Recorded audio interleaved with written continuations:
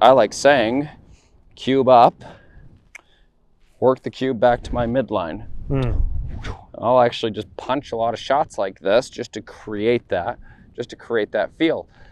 Specifically for the player that struggles with getting this behind them.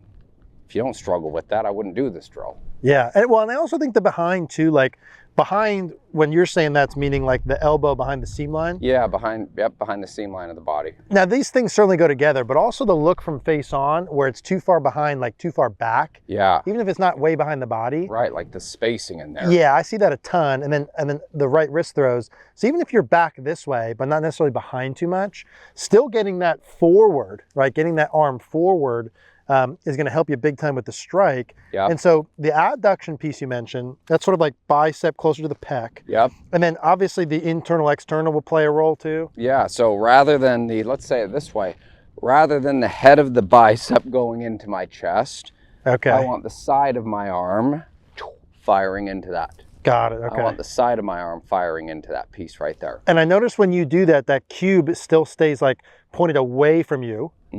Compared to when you do the bad way. Okay, so when bad way is like more towards the target. Absolutely, down and towards the target right there. And I think this is what we see out of a lot of, I'm gonna say, poor ball strikers.